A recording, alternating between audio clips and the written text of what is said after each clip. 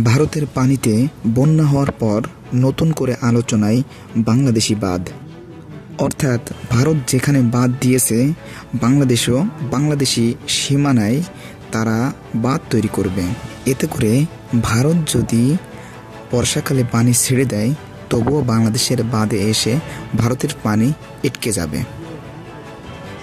এবং আমরা বন্যার হাত থেকে রক্ষা পাব। এমনকি এই বাঁধ থাকলে আমরা যদি পানি আটকে দিই তাহলে ভারতের সীমান্তে যে সমস্ত বাড়িঘর আছে এগুলো বুড়ে যাবে। এই ধরনের একটা যুক্তি দিয়ে বর্তমানে সামাজিক যোগাযোগ মাধ্যমে এরকম একটি বিষয় দেখা যাচ্ছে যে তারা বাঁধ তৈরি করবে। কিন্তু আমরা এখন দেখব যে বাংলাদেশের ভিতরে যদি বাঁধ তৈরি করা হয় তাহলে কাদের কতটুকু ক্ষতি হবে।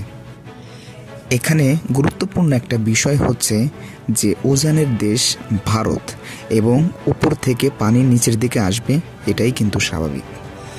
যখন বাংলাদেশে পানি শুকিয়ে যায় ওই সময় যদি ভারত তাদের বাঁধ বন্ধ করে দেয় তাহলে আমাদের এই ফারাক্কা, আমাদের এই বাঁধ তো ভারতের ভিতর থেকে পানি টেনে আনতে পারবে না, বরঞ্চ তখন দেখা যাবে যে দেশের বিভিন্ন স্থানে পানির সংকট দেখা যাবে।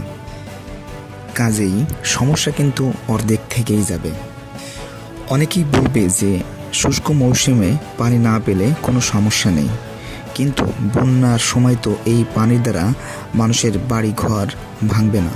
এই উপকৃতটা তো আমরা এই বাঁধের মাধ্যমে হতে পারবো।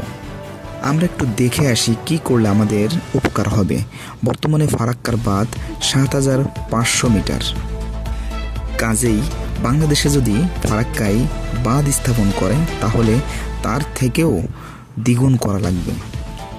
শুধুমাত্র বাঁধ করলেই হবে না, বরং বাংলাদেশ সীমান্তে ৮,০০০ ফিট উঁচু করে ১,০০০ কিলোমিটার আপনাকে বাঁধ তৈরি করতে হবে, যাতে করে বাঁধে যখন পানি আটকে যাবে তখন অন্য জায়গা থেকে পানি বাংলাদেশে ঢুকতে না পারে।